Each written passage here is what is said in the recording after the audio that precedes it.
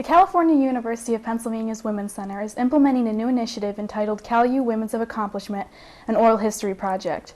In order to preserve their legacies, share their stories, and inspire other women to pursue worthy and noble goals, we are compiling oral histories of women who have achieved notable accomplishments at CalU. We are focusing on the areas of women's education, work, politics, and community involvement, and other topics. We want to focus today on your experiences as the founding members of the Delta Zeta Sorority, which was established November 15th, 1958. Today is March 23rd, 2010 at 3 p.m. at California University of Pennsylvania, and my name is Kay Dorrance. We'll start with introducing Dina first. Hello, my name is Dina Morris Schultz. I graduated from California in 1958. I taught school for 35 years, and I'm very happy to be back at my alma mater. And I'm Jane Starkey Long. I graduated in 1961 with a degree in elementary education and began my career at Upper St. Clair teaching 5th grade. I'm Pat McClellan-Kreutzer, and I graduated in 58. Only taught a year, had a family, but I turned into a librarian. So I was really happy. I was 18 years at that. Okay. We're going to start the interview off with what led or motivated you to initiate the whole process of even starting a sorority on campus, since Delta Zeta was the first social sorority on our campus. I just feel, we were talking about this, and we felt that there was just a group of girls who were very close, very good friends. And since there were other social sororities on the campus that didn't include other groups, I think we just all got together and decided we were just going to try to get a sorority. There were none in any of the state teachers' colleges, as they were called at that time. So we had to break the ice, and I think Mrs. Duda, Dr. Duda's wife, he was the president at that time, was, I think, a moving factor in helping us either decide on Delta Zeta. We're having memory lapses here, so. And I would like to add to that that this group of friends that first lived in the South Hall dorm, we became so close, we called ourselves sisters then. We called ourselves the South Hall Sisters, which later turned into the Delta Zeta Sisters. So it's just natural to become organized. And then you said that you weren't exactly sure why Delta Zeta was the chosen sorority. It was just a suggestion. We've talked about this. We can't remember. This is really terrible. And maybe it was one of the sororities that was actually looking to start on campuses where there weren't any national sororities. So they said the State Teachers College didn't have any. Okay.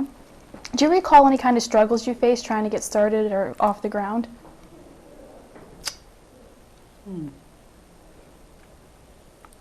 We didn't have any problems finding people who would like to join, but I don't know if with Mrs. Duda running,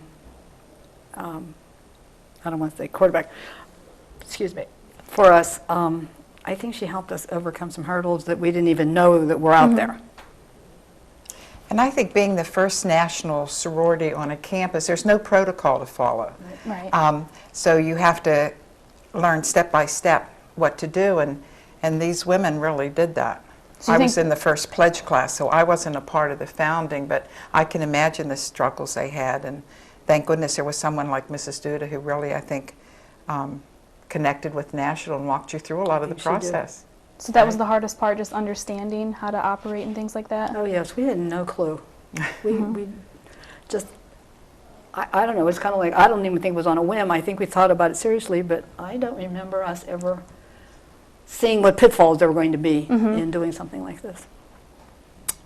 You mentioned before about it wasn't hard to recruit people. Can you recall what your recruitment efforts were like?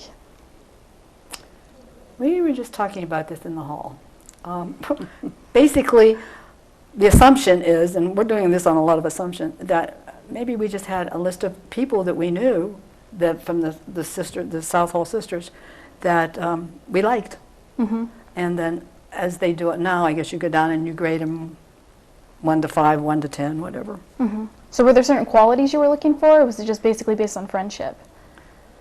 I think most of it was based on friendship because we didn't know anything about the qualities that were in until I'm reading in the yearbook right now. Yes, in the yearbook it says scholarship. Yeah. Maybe service, I don't know, but Of course, we're looking for good people.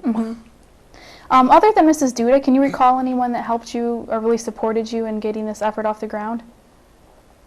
Well, we'd have to say Miss Louise Davis, because we had to have someone to say they were our sponsor in the very, very beginning. And she was our sponsor, Miss Louise Davis. Okay. Was there any resistance that you felt, or? There probably was, but I don't think we can remember it. You have to. I think the thing is, being as young as we were and not knowing what we were getting into, or even having the slightest idea of what a national sorority was about. Is it safe to say you were naive in a way? Oh, very much so. Okay. Was Greek life viewed on campus? Because I know there were some fraternities in place before you came on campus, but what was Greek life like as a whole on campus? It was not a big thing, I would say. There were honorary fraternities, like Alpha Psi Omega and some others, that people, you know, were invited to in that, but we had no Greek week or no big Greek thing. Yeah. What was it about Delta Zeta that attracted you to join? Probably the people that were in it, and also the idea of being a part of a national sorority. That was kind of exciting at the time. I pledged when I was a sophomore, and I became president when I was a junior. And I was attracted to the people that were in it. I think we had common goals, common ideas, and it's kind of people that would have been my friends. Okay, so you're just naturally drawn together? Right. Okay. Do you remember what your philanthropic focus was? I remember a Gallaudet College in Washington, I think near Washington, D.C., a school for the blind. That was a national philanthropy. And then we also did things on campus. I guess you'd call them service projects. We tried to do things like that. Okay. Okay. Can you talk in detail about the initiation process or how you selected officers or like executive board positions, if you remember? No clue.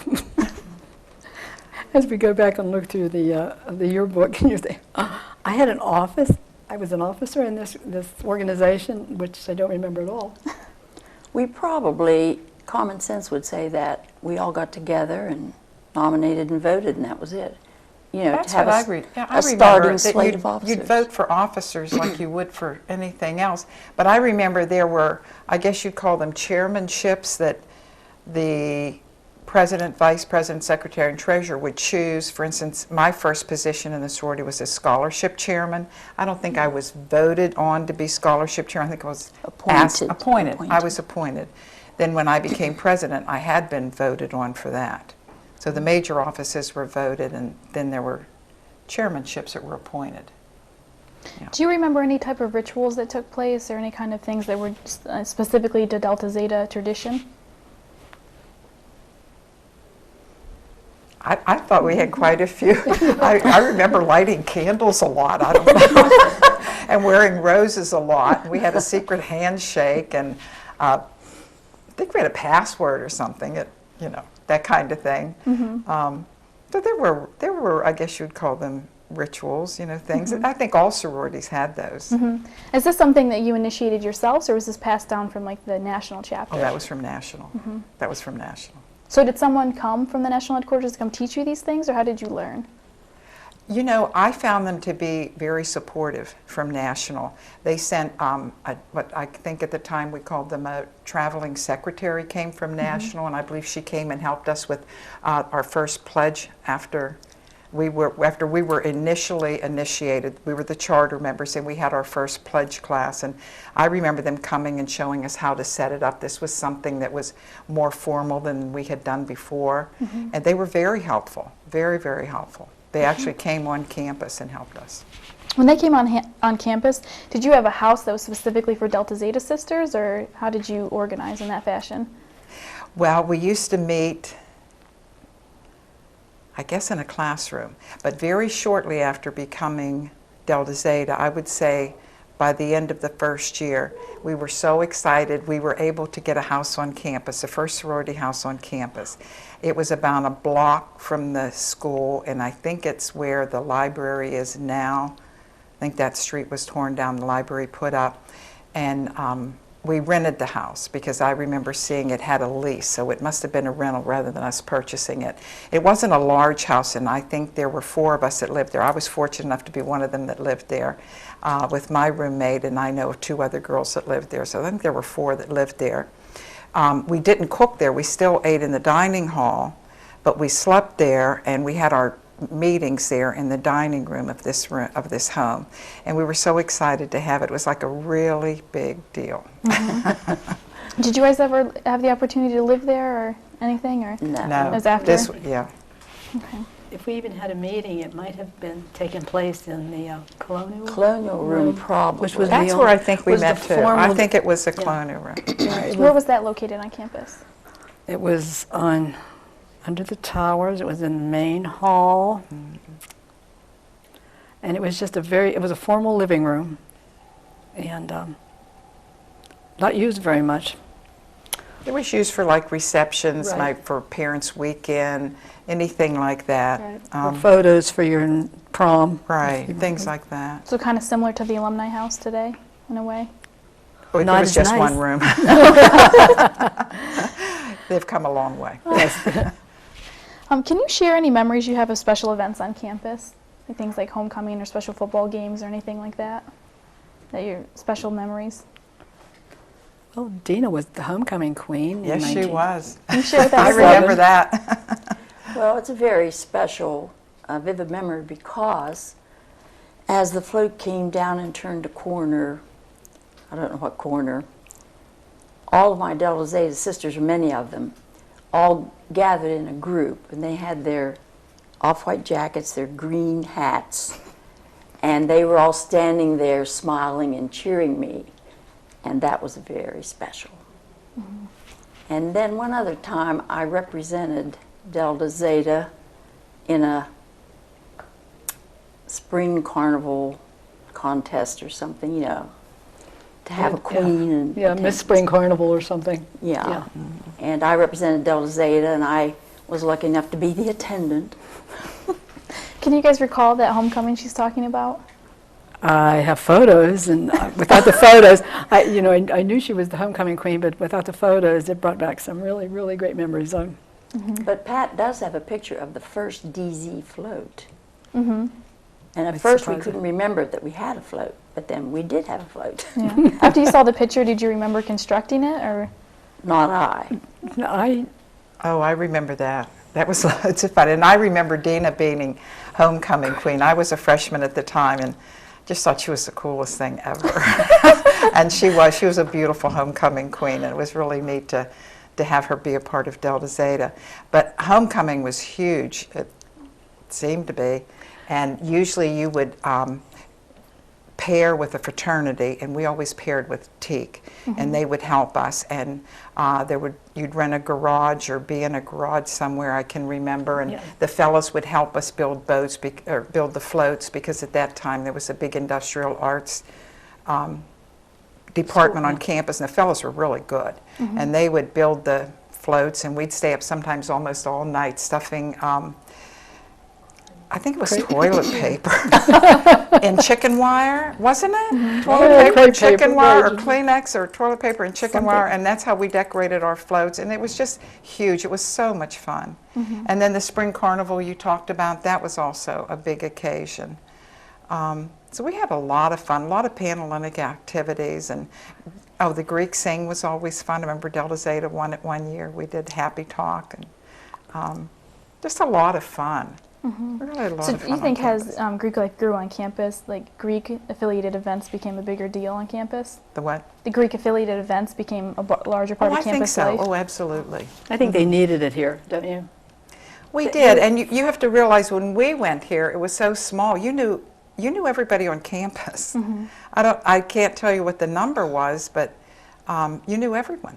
Everybody knew everybody. So it was wonderful. What makes you say that they needed Greek life on campus? I think they needed something more. It wasn't a true college because you just came here. And we had 2 groups of students here. We had what we called the traveling students and the students who stayed in the dorm. And once the traveling students were gone, When they left for home, they never came back for any events, maybe some of the dances. No, not and, very often, no. Maybe You're some right. of the games. But those of us that stayed on campus were, I don't want to say, the nucleus of the social life here. But in a sense, you were kind of segregated from commuters? I think they segregated themselves because they traveled. Most of them probably had a job, and we had, when Dean and I were here, we had some veterans come and go to school here, and I mean they were all business. This was it. We're getting our education and we're getting out of here, and a lot of them were the traveling students. But we knew a lot of traveling students too. But, So did you think Greek life helped create a campus community, like a sense of community? I think after, we didn't get to experience it, but the girls after us did. Did you feel more connected to the university being involved in Delta Zeta? That's a good question. I felt so connected with the school. I think with or without Delta Zeta, I loved the school. I loved the people here. It enhanced my experience, I would say that. It enhanced it. You mentioned about collaborating with Teak and making your homecoming float. Can you describe your relationship with the fraternity further, or was that pretty much the extent of it? It just seemed like maybe a lot of Delta Zetas dated Teaks. I don't know. It just was like, I think so. I mean, you know how those things just sort of, I think that's what it was. Or we just were all really good friends. I think that was it. I don't think that you were part of the Greek society that was the reason you were friends with these people. You were friends with the people because they were the people who they were. Right, right. It was just... Right, right. What was the campus climate like at that time with pursuing higher education, especially as a woman? You had to work for it, just like everybody else. If you did the work, you got the grades, you got your education. For me, it was just like a wonderful, friendly world. And a lot of us worked at jobs to help. And as she said, we knew most everyone. And it was just after we graduated that the big expansion started. Not the expansion now, but the beginning of the expansion many years ago. But it was just a wonderful small college, and I just felt so blessed to be here. Did you ever feel resistance as a woman on a college campus? During the times, I don't think we knew what resistance was. Well, we didn't feel resistance, no. but Pat pointed out that we did not have women's teams. Athletics? Athletics. I mean, Pat was something of an athlete. Well, I played basketball. We had intramurals, and we were lucky to get a gym if the guys weren't using it. So you didn't have priority. Yeah, so we were low on the totem pole. But it was just a sign of the times. This is the way it was. We were not to change the world. We were just out there to maybe even try to find ourselves. That's interesting how that's changed, though, because the women athletics at California now is so strong. Oh, my. The volleyball and the other teams, they really are That's very right. strong. And but like you said, that's just the way it was at that time. When you introduced yourself, you said that you have careers in education and within the library. Did you see anything else as a career option, or is that what you were confident you wanted to do with your lives? Oh, that's funny. I thought I had three choices. I don't know if you agree. The three choices, you could be a nurse, a secretary, or a teacher. And that was it. that was it. And I didn't like blood. That eliminated nursing. I can't type very well, and I love to write with chalk, so I became a teacher. Well, I think we've all had different experiences. My mother was a teacher, and she graduated from here when it was the normal school. And one day around graduation from high school, she said, "You're going to California, PA." And I said, "Oh." So she packs me up, brings me down here, and I was enrolled, and That was that? that was it. So we had not many choices. In my case, I did choose to be a secretary because I did take business courses, but my mother had a higher goal for me, and she wanted to come to California since it was a close college to us. That wouldn't be as inexpensive as my hometown college, and to see if a scholarship was available. Well, it was not, but then I ended up enrolling, and then I didn't really plan to be a teacher, but I do feel that God led me to to be a teacher, because I became one, as I said, for 35 years and really enjoyed teaching. And you know, well, of course, when we went, it was California State Teachers College. Yes, it was state Everybody teachers. was in education, everybody. But they just so well prepared us to be teachers. I think they just turned out a good teacher, don't you? I really do. Yes. I felt so capable when I got my first job and ready to teach. It was a good place to get an education, that's for sure. Once you graduated and got your degree, how did you balance your different priorities and responsibilities and the roles that you had in your life? Well, I had to work as I had my family. I have 3 daughters, but it worked out well being a teacher. So I taught and raised 3 children, and then I retired. At what age did you get married? 23. In that day, that was considered to be rather late. My first child at 28, in that day, that was very old. Very different today. Yes. And I had my first child when I was 30, and that was really old. Yeah. What difficulties did you have balancing your work-life family? Well, I taught up until I became pregnant with my first child, and then at that time, if you were pregnant and had a child, you had to quit. So I had to quit teaching, and I didn't go back to it for 10 years until my youngest children went to first grade, and I started subbing. In the meantime, I'd gotten a master's degree in library science, so I went back as a school librarian. That's how I ended my career. That's nice.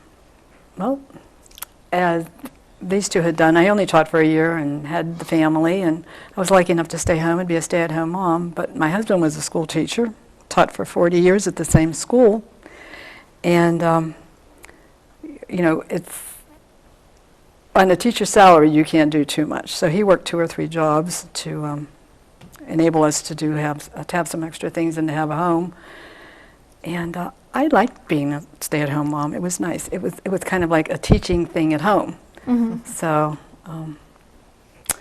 after our 3rd child was born, I went to work at the local library and stayed there for 18 years. Can you describe any sacrifices you made along the way, either personally or professionally?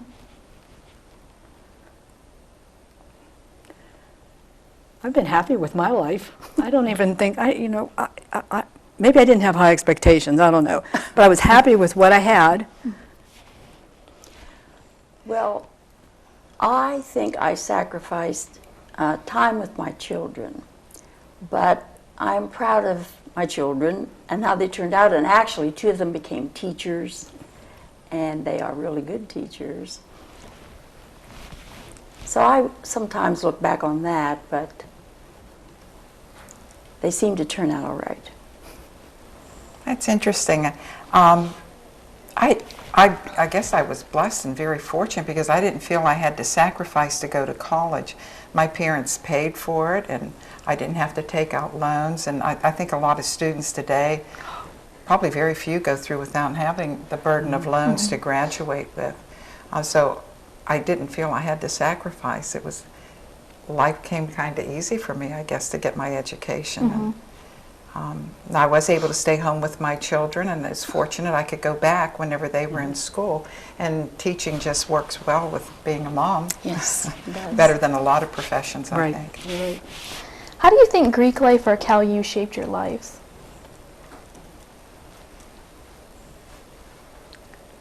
You had the experience. Can you ask the question? Can you share how either Greek life or Cal U shaped your lives? How it shaped my life?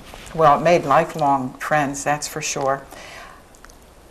Looking back on, I think being president, that year I was president, because there weren't other presidents to fall back on, because I was like the second one, I developed tremendous organizational skills that I've kept till this day, because it was a lot of work, a lot of paperwork.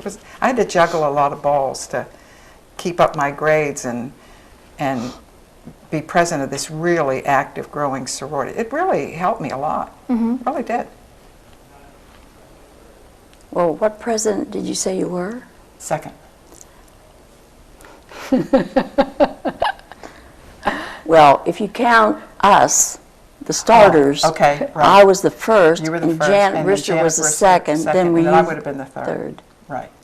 Okay. Sorry. I would have been the third. Do you feel like Cal U or your involvement in Greek life shaped your lives in any special way? Well, for me, you know, we started the sorority, and it was a group of friends, and of course, those are friends for life in a way. And it's just a good feeling to know that we laid the groundwork for, and you know, I feel very honored to be here and to be thought of as the foundation. I agree with her. I feel honored in being here. I think that at Cal U, for most of us, well, for myself, coming from a very small town, moving into a college situation in which I had no clue what was going on, because most people would get to visit a school, see what college life was like, and it gave me a chance to become another person, the person I thought I was, not the person that the people, your relatives or the old friends think you should be. You got to develop your own personality, and I really like that. Based on your life experiences, what advice would you give to women of today and future generations? Follow your dream. Do what you want to do. Don't let anybody tell you that you can't do something. And that's an old cliche, I know, but I think it just stands on its own. Yeah, I Do you agree, think? Pat. Absolutely. I think women have so many opportunities today. The because- hard thing is just choosing. Yeah, as you said before, I mean, we had 4 choices. You could have gotten married. That's right. You know, I mean, there wasn't a whole lot there, unless you were a very, very outgoing, I mean, really determined person who could find unusual things to do. I mean, look at what women do today. I was watching a TV program, and these ladies are out in the outback studying animals and being scientists and astronauts and people that we never ever thought that women would be able to do. But you know, I think if I had to go back and had all those choices laid out in front of me, I would do exactly what I did. I love teaching. I just love teaching, and it was just perfect for me. It's a wonderful career. Never regretted my choice. And I would just say, have a goal. Have a goal. And don't let anyone tell you that. Believe in yourself and be strong. And finally, what do you believe your legacy is? Do you mean here?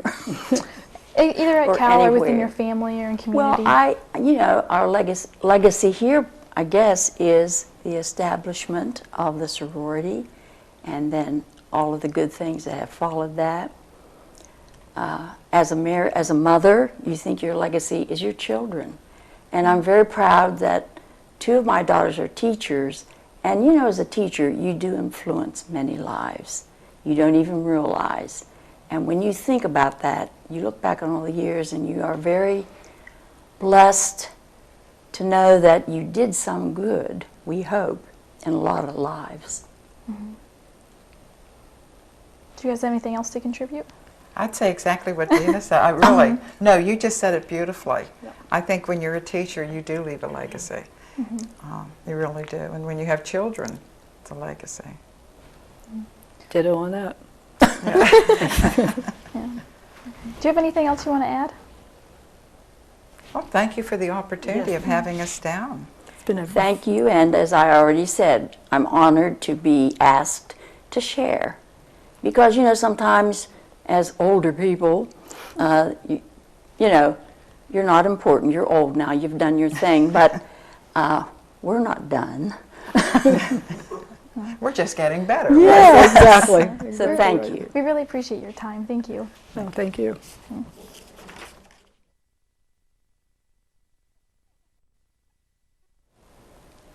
This continues our oral history project with the Delta Zeta Sorority Zeta Epsilon chapter. You should just start by introducing yourselves again. Teresa Liverati Hickman, graduate in 1960. I taught 37 years elementary education. Hi, I'm Judy Salvatore, maiden name was McIlvain, and I had 33 years in the classroom in Upper St. Clair. I'm Midge Foreman Kennedy, and I graduated in 1960 as an elementary teacher. I taught 1 year in Perryopolis kindergarten and 2.5 years in Peters Township, and the rest of the time I was a homemaker. Okay. Can you describe your involvement with Delta Zeta Sorority? In 1958, for some reason, Mrs. Duda and I traveled to Chicago and became the first members of a national social sorority. And I have little memory of that other than it was a train ride and we were initiated in a big hall. And then when we came back, there was a representative from Delta Zeta that came and initiated the other girls. And that was in the colonial room of the North Hall dorm. Can you remember what prompted you to start that whole process, or? I believe it was the national sorority that undoubtedly had some contact here at California and encouraged the college to accept national sororities. Okay. That's my recollection. And then why did you go with Mrs. Duda? That I don't remember. And then how did you become involved with Delta Zeta? Teresa. Yeah. Teresa was in there first, and we were all good friends from South Hall. And We were South the Hall was South really Hall small, sisters. but you would think everybody lived there that was involved. But anyway, Teresa was in first, and we were all close friends. And she then through Teresa, we were invited to join the sorority. So you were responsible for the recruitment efforts? That's what they tell me. I don't know if it was everybody, but I know that Judy and I, being her friend, that's how we got in. What was it about Delta Zeta that was attractive for you for membership? I think it was probably the fact that we were such a close-knit group to begin with, and I think we felt if Teresa and Mrs. Duda felt that this was a good thing for the college to take it to the national level, then we were just going to get on board. Okay. Do you remember having any reservations about joining, or were you very enthusiastic? No, I think we were very enthusiastic about it because it was new. We were kind of like pioneers in the field. Do you remember any struggles or resistance you faced by trying to get organized on campus with initially starting up? No, I don't remember any. I think it was just accepted, and then there were other sororities, local sororities, that followed suit. Were you instrumental in helping them get started, or I don't think so. they're kind of on their own? Yes. Okay. I think Mrs. Duda had such a strong influence on getting this group going that she ran a whole lot of interference for us. Like Jane was saying, we had no idea what national sorority entailed. And she really was able to get on the phone, get to national headquarters, and I think she did a whole lot of the groundwork that the girls didn't have to do. Okay. What do you believe made Mrs. Duda so passionate about starting sororities on our campus? Maybe You the know time her in her best. life that she needed something to do, and we were all very close to her because, as I mentioned at lunch, we all worked in the dining hall, and everybody went and had lunch at the same time and dinner at the same time, sat at the same assigned tables with the same people, and Dr. and Mrs. Duda ate their meals in the dining hall with us. And students would take turns. They would invite different students to have lunch or dinner with them as their guest. They ate the same thing we did, I guess, but they were the guests. And they knew us very well. I mean, I remember there was a time when the dietitian was Arlene Kerstetter, and she was very flamboyant and interesting person. And when she left, Mr. Farr came. And when Mr. Farr came, everyone resented him just because Miss Kerstetter wasn't there any longer. So we really gave him a hard time. And I remember one time we went to complain about the food that he was serving us. And Dr. Duda was such a easygoing, compassionate person. He listened to our complaints, and he even formed a committee where he would meet with us, I don't know how often, but we would sit at this big long conference table and tell him all our complaints about Mr. Farr. And one time, I remember one of the complaints was, and they cooked the food right there in the kitchen, and there was a stone in the chili. That was one of our complaints. Wasn't And too anyway, earth-shaking. I mean, everything was kind of family-oriented. I mean, everybody knew everyone, and Mrs. Duda knew us from, was her apartment over, she lived right by South Hall, right? Yeah, she was in our end. Yeah. Yes. I think And, we became yeah. her extended family. Yeah, we were. I mean, we were right there above her room. She could hear everything we were doing when we weren't living by Mrs. Hamilton. So you had strong ties with the university and good relationships? I'm sorry, so you had strong ties and like strong relationships with the university? Then, yeah, yes, I would say so. Okay. Once you were brought into the sorority, can you remember what your recruitment efforts were like beyond your membership? No, just kind of word of mouth sort of thing, or? Yes, and there were many different organizations that we were involved in, and one just led to another. One group was part of one social group, and then that carried over to another and another. Do you recall what the pledge process was like?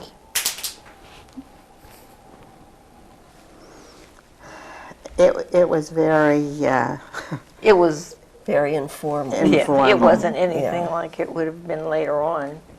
I think the fact that it was the first national, we really didn't have to recruit. The gals were just interested in being a part of a national sorority, Just the novelty of the whole. I think. Did it cost money to maintain membership? You have the original I didn't. form. The fee for the semester was $2.50. And the total on that page was $55, and that included a lifetime membership of $25 And a for life, the Lamp magazine, yes, a lifetime life membership. magazine. That's And then the pin was $13.50, something like that. Anyway, there were a couple little fees like that, but I mean, the big thing was the dues for the semester was $2.50. And they said our pin was real gold and had a diamond in it. So for $13 was a deal. And one of the selling points was that you were going to get this magazine, this Lamp magazine, for life. And it was true. Do you still because get the I magazine still today? get the magazine. Yeah. Did financial obligations ever prevent anyone from joining? Was that a deterrent? Not in our time, but I am sure there were times when it became a hardship. How did racial makeups play a part in a membership? I think we have to speak to a story that Jane told us while we were having lunch. Because basically the campus was probably a majority of white students.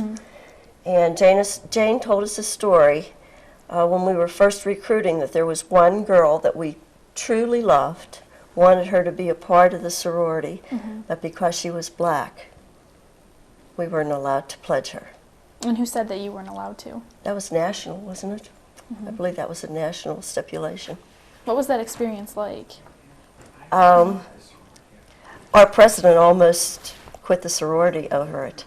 Was that it was Yeah, upsetting? it was really towards your heartstrings because this girl was such a lovely girl. So that's one thing that they don't have to worry about today. Do you remember any philanthropic efforts that you focused on?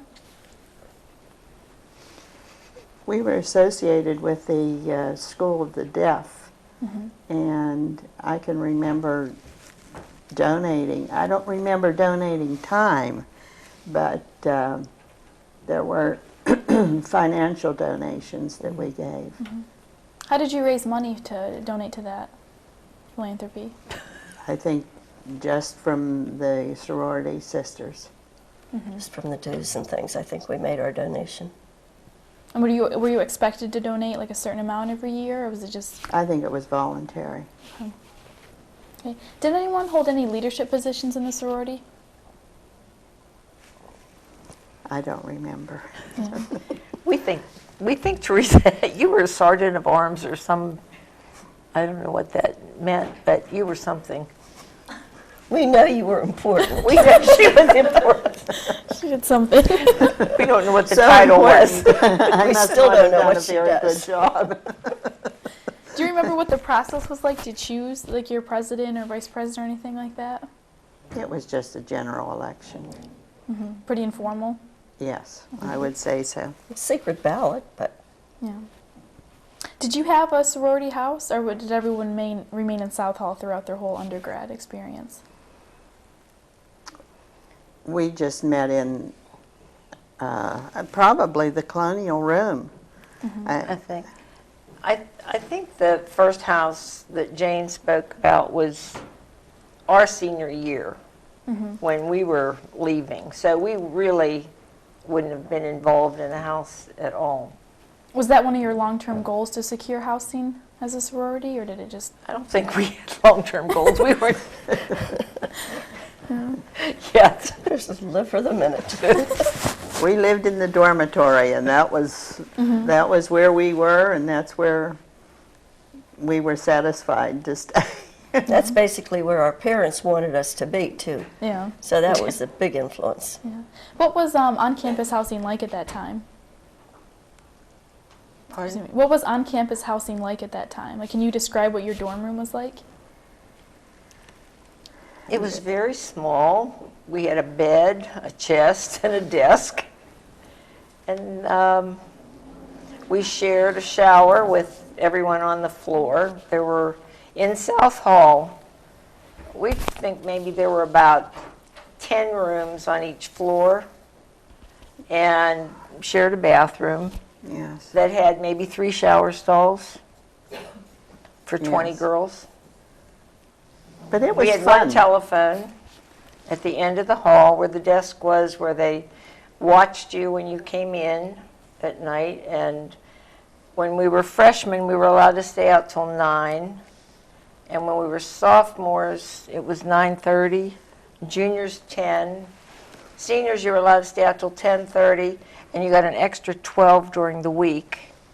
And on Friday and Saturday, you could stay out till 11 one night and 12 the other, and if you stayed out till 1 minute after 11 on Friday, that was your 12. I mean, they were very strict on time. Was the 11 same thing expected out of men on campus, or is that just women? No, Yeah. they were allowed to stay out all night. But they had that, that tower that had that chime. You couldn't lie. 'Cause if you were at the front gate, you had to run before that last chime to get in there, or you missed your 11. That was your 12. I think she was our mover and our shaker. We had hall monitors, and I don't think they were paid. It was just an honor to be a hall monitor, and they took They their told if jobs we were very on time. seriously. Yeah. Was that their number one responsibility, to monitor curfew? They Yes. just sat there to see, and also there was, if you were campused for any number of reasons, you got in trouble, you had to stay in your room. You weren't allowed other than to go to the bathroom, and you couldn't take phone calls, you couldn't socialize. You had to stay in your room, and they also monitored that. And what else did they do?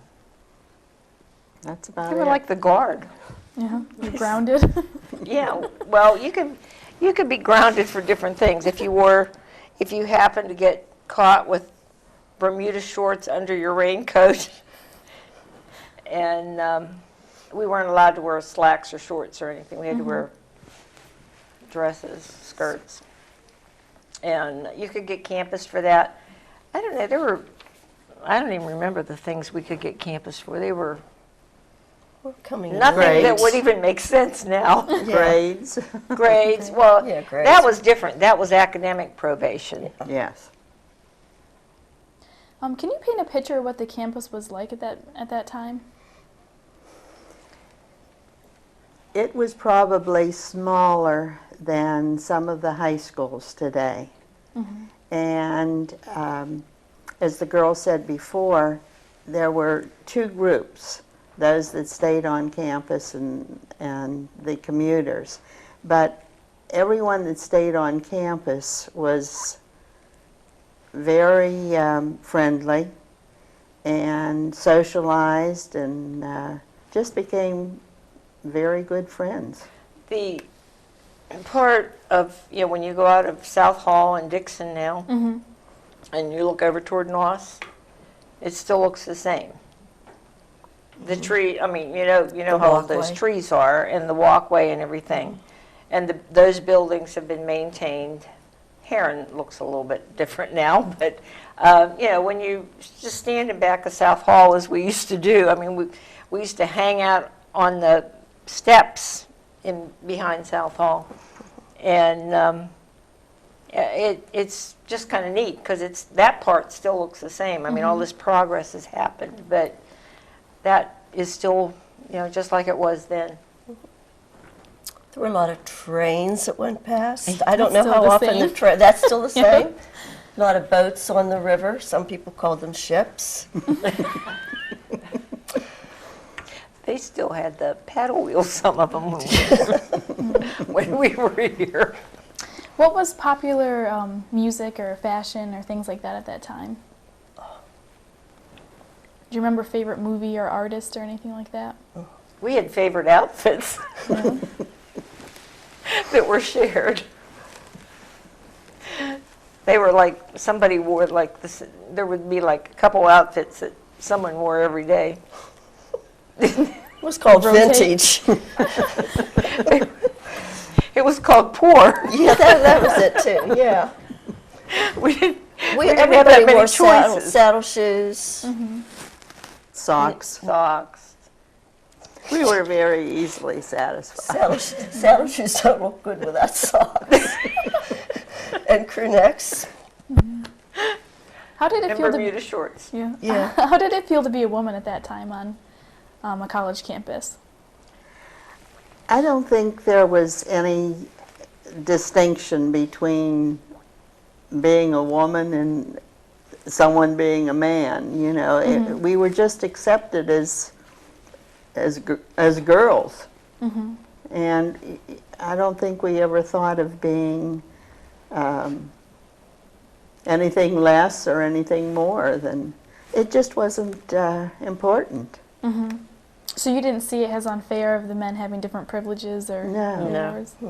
Wasn't Yeah, a big we deal? could sit in South Hall. The guys lived in Dixon, Yes. and we could sit in South Hall and watch all the guys out running around. We knew what time they got in, because we were in.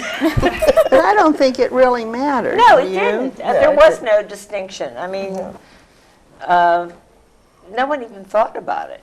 It was just the way it was. I mean, it's the same as today. You couldn't tell someone they have to be in their room at 8 o'clock and not allowed to leave. You wouldn't be able to get away with that, but that's the way it was. I mean, we were told what to do, and we did it. Do you remember any racial tension on campus, just in general, or? No. No. Although there were very few minorities at that time. Very few. Was it considered a privilege to get a college degree at that time? I would say yes. What did you see as your career options or your goals?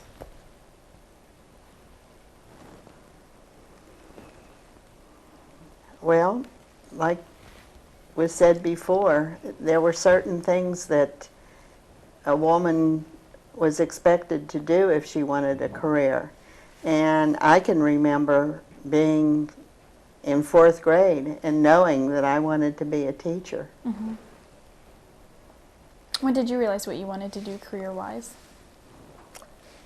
My mother was a teacher, her mother was a teacher, my daughter's a teacher, but no, I always wanted to be a teacher, and being a teacher was the best thing I could have ever done. It was a job that I got up every day, truly, and wanted to go to school. Mm-hmm. I enjoyed teaching, but my goal was to become a home ec teacher. Mm-hmm. And they didn't offer that here. And I came here and I thought I would go here for a year and then I would transfer. And then I made such good friends I stayed. And then I ended up with elementary, but I am basically a homemaker. What was it like balancing your family and your career and your relationships later on in life?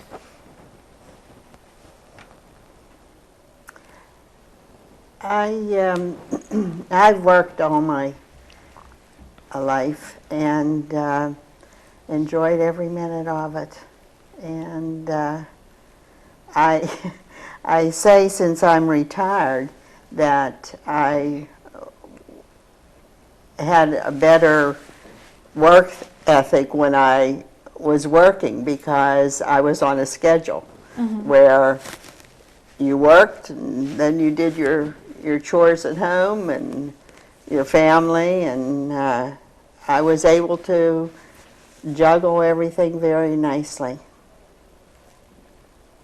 Do you guys have anything to add to that? I think the balancing part of the job and raising a family was in the evening, when you are extremely tired and you have children and they need some more attention from mom. That's when you really do have to push, dig a little bit deeper, and give to your own child what you've already given to 30 children. I was home most of the time with my children. Do you feel like you had to make any sacrifices to get the life that you had? No, I was very fortunate. Everything, I think, fell into place, and I've been very fortunate all my life.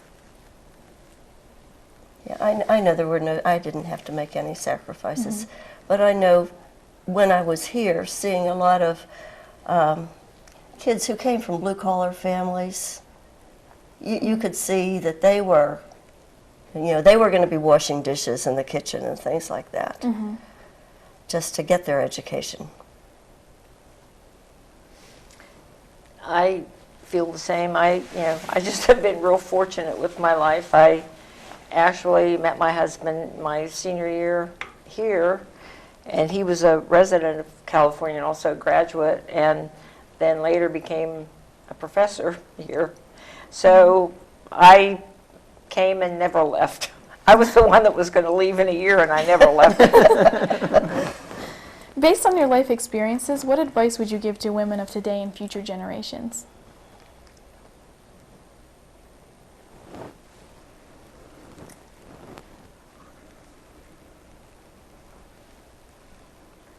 Maybe not to, well, I think a lot of women are expected to make something special out of themselves. And maybe they set their goals too high, which I shouldn't be saying. But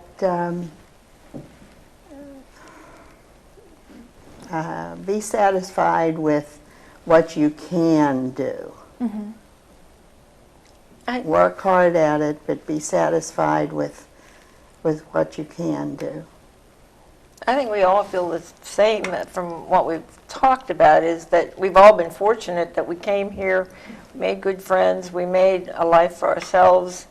It may not be as extravagant as some people, but it was what we were happy with, and it was enough for us. I feel that a lot of young people have a lot of pressure. And Expect too much. yes, and whether it's expecting their own expectations or others' expectations, I just think that they have a very difficult life sometimes. What are your hopes for the next generation of women to come to Cal U?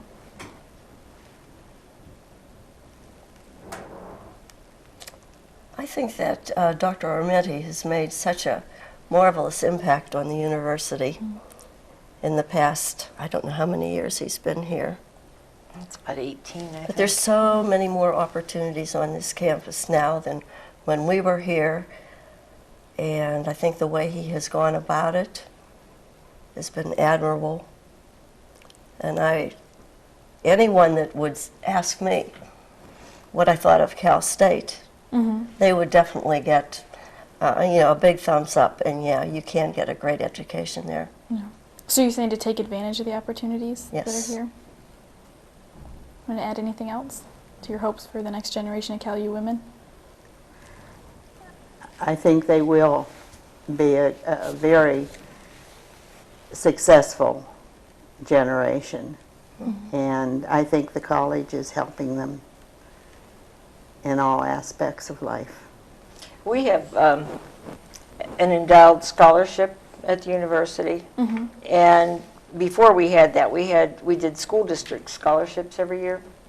We had a lot of nice kids. We go to the scholarship dinner every year, and we, meet a new student every year. Well, we had one student we kept for 2 years, and it's nice to have that relationship, that we still have with the university. So. And finally, what do you believe your legacy is?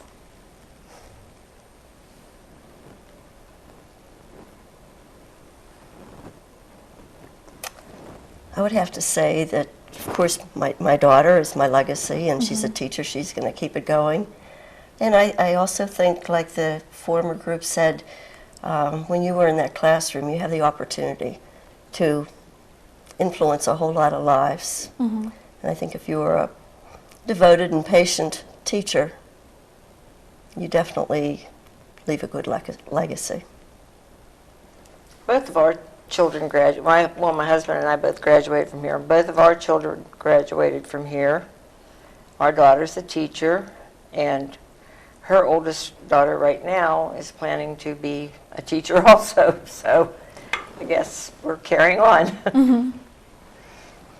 And I hope that I have touched a few students and that they will be very successful in their life, as I know I have.